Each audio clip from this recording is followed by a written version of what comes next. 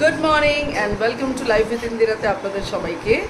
তো বাড়ির পিছনের এই ব্যাকগ্রাউন্ডটা দেখে আপনারা বুঝতেই পেরে যাচ্ছেন এটা আমার বাড়ি নয়, আর আমি এসছি অন্য কোথাও।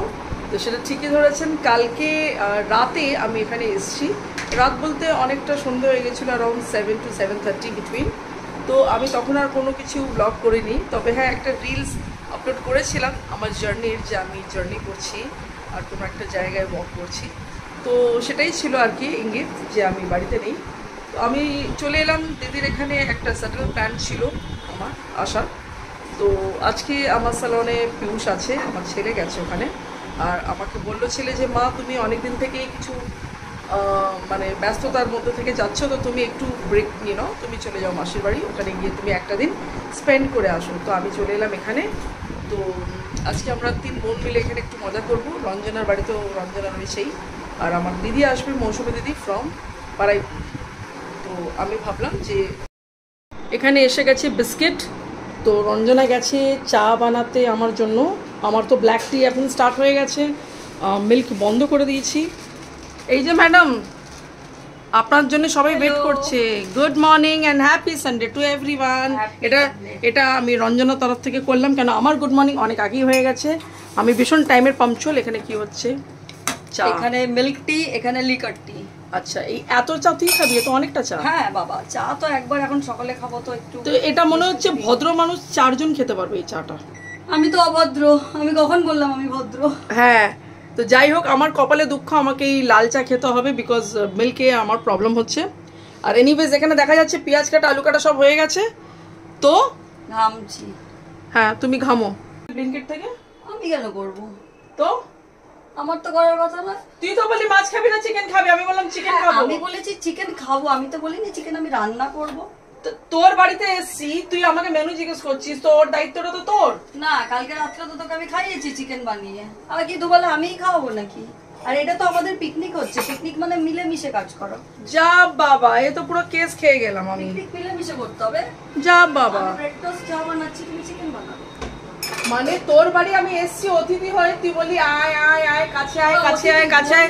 পেতনির মরকতে আমাকে ডাকলো পেতনির মতো করে, আয় আয় কাছে আয় কাছে আয়। আর এখন বলছে চিকেন তুই বানাবি, আমি কেটে খাবো এখানে। বোন তো ভাই, বোন বোন। অতিথি অতিথি নিজেকে যদি ভাবিস তাহলে আর কিছু করার নেই আমার।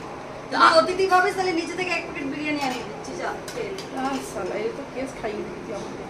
এখানটা দেখো আমার জন্য হচ্ছে রুটি টোস্ট এর মধ্যে, ঠিক আছে? এত কঞ্জুস যে মানে এমন কাজ করবে না, ও মাইক্রোওভেন থেকে রুটি টোস্ট করছে আমার জন্য। এনিওয়েজ, তার মানে আমাকে খেটে খেতে হবে, রেঁধে খেতে হবে। তো ঠিক আছে, ভালো হয়েছে এক্ষুনি বলে দিলি, নইলে তো আমি মানে ব্লগিং করতাম, বসে হাওয়া খেতাম, জুলফো এরকম করে শুকাতাম না, আর বাটা তারপরে দেখতাম যে তাই কেটে খা। তো বন্ধুরা, কোনো আত্মীয়র বাড়িতে তোমরা যখন যাবে, কোনো ভাই বোনের বাড়িতে যাবে, কোনো বন্ধুর বাড়িতে যখন যাবে, এটা কনফার্ম করে যাবে যে সেখানে গিয়ে তোমাকে যাতে রেঁধে না খেতে হয়। কেন, এটা কথাতেই আছে যে রাতে সে চুলো বাঁধে। আমি চুলো বাঁধতে পারি, রাখতেও পারি, কিন্তু এর মানে এই নয় যে আমি প্রেম ভালোবাসার টানে কারোর বাড়িতে গেলাম আর সেখানে আমাকে খেটে খেতে হলো। এবার আমার মনে হচ্ছে ও আমাকে দিয়ে বাসন না ধোয় এখানে, ঠিক আছে? শি ক্যান ডু এনিথিং, হ্যাঁ শি ক্যান ডু এনিথিং। ও আমাকে কিছু কি করিয়ে দিতে পারে, লাস্টে বলবে যে বাসনটা ধুয়ে দে মানা, এরকম করতে পারে। আজও মানে আই ডোন্ট লাইক লাল চা, বাট মজবুরি আছে, খেতে হবে, বিকজ মিল্কটা আমার চলে না। আমার চিনি দিসনি? এ বাবা, আমি সারা বছর মিষ্টি খাই না, সারা মাস মিষ্টি খাই না, তাহলে তুই আমাকে চিনি দিবি না? তুই আমাকে তো রুগী বানিয়ে দিবি রে ভাই। এক তো লাল চা, তার উপরে চিনি নেই। ও মাই গড, জলদি চিনি নাও। বাপরে বাপ, আমি একটা সিপ নিয়ে দেখলাম, ও মাই গড, এটা কি কাণ্ড ঘটিয়েছিস রে ভাই তুই। সেদিন তো একটা বন্ধু এসেছিল, লিকার চা বানিয়ে চিনি দিইনি। বলছে কি হলো, চিনি কোথায়? শোন, যাদের চিনি মানা, মিষ্টি মানা, তারা চিনি খাবে না, ঠিক আছে? দেখ, হ্যাঁ দিয়ে দে। না না, আমি তো মিষ্টি ফিষ্টি পেস্ট্রি কেক এগুলো কিছুই খাই না, কিন্তু চা কফিতে আমি চিনি খাই। এটাই হচ্ছে।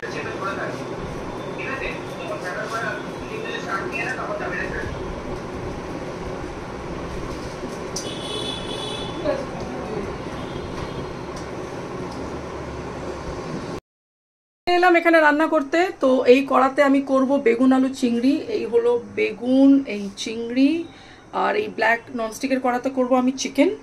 তো চিকেনের পেঁয়াজ আছে, এই আলু আছে, আর চিকেন এখানে আমি ম্যারিনেট করে রেখেছি। তো আজকে কুকিংটা আমিই করব। তো ঠিক আছে, এটা একটা পিকনিক হচ্ছে, ভালোই হবে যা হবে। তাহলে আজকের দিনের শেফ হলাম আমি, দেখিয়ে দিলাম কি কি রান্না হচ্ছে। তাহলে রান্না হতে থাকুক আর আপনারা সবাই সঙ্গে থাকুন।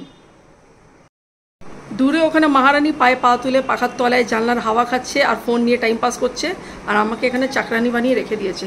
তো আত্মীয়র বাড়ি যাওয়ার আগে বন্ধুগণ প্লিজ একটু আপনারা ধ্যান রাখবেন, বি কেয়ারফুল। রয় বংশের ফ্যামিলি। এখানে আমার রান্না প্রায় হয়ে গেছে। এই হয়ে গেছে চিংড়ি দিয়ে বেগুন আলু উইথ কারি পাত্তা টমেটো, আর এখানে চিকেন বারিস্তা আলু ভাজা, আর এখানে চিকেন আমি দেওয়া স্টার্ট করে দিয়েছি। তো আগে চিকেনটাকে ফ্রাই করে নিচ্ছি, তারপরে আমি করবো দহি চিকেন উইথ বারিস্তা। তুমি এত দেরিতে কেন এসেছো? কেন এসেছো? না, তোমাকে 12টায় টাইমিং দিয়েছি, তুমি এত দেরিতে এসছো। তোমার কটা বাজে দেখো, 2:45 বাজে। তুমি এত দেরিতে কেন এসছো? মৌসুমী দিদি এসছে, মৌসুমী দিদি আমাদের জন্য গিফট নিয়ে এসছে। কেননা মৌসুমী দিদি গেছিল সিকিম ঘুরতে, তো আমি বলেছিলাম কিছু আনবে, তো তুমি বড় মত করে কি নিয়ে এসছো বলো। দেখো থ্যাংক ইউ, এটা আমার জন্য এসছে। কি করবি? ওকে, আমার কফি মাগ, তোমার জন্য চা mug, because you are tea lover. Tea lover, thank you. আর এটা এসছে আমার জন্য। বাহ, সত্যনারায়ণ। সত্যনারায়ণ কি? হ্যাঁ, আচ্ছা আচ্ছা, কোনো মিষ্টি কাম না। আচ্ছা, ওয়াও, ইটস এ কাপ। এর ঢাকা আছে না কাপে? Very nice.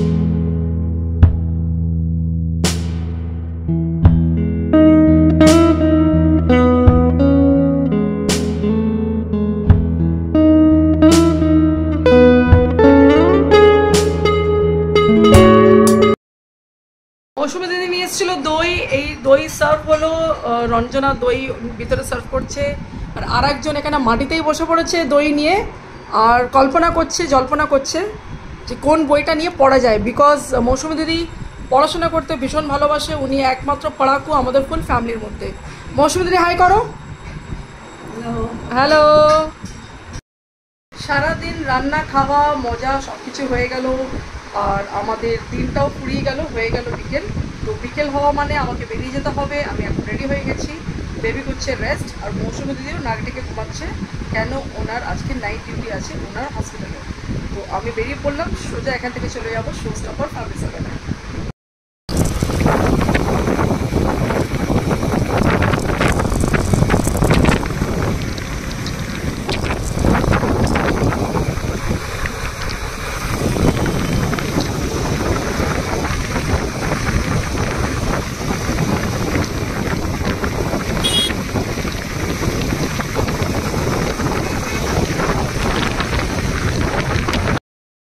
চলে এসেছি আমি আমার শো স্টপারে।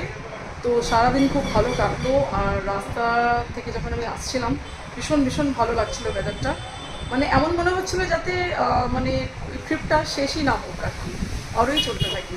তো সন্ধ্যা হয়ে গেছে, গেটের বাইরে দেখছেন ব্লু লাইট জ্বলছে, তো চলে গেছে বাড়িতে।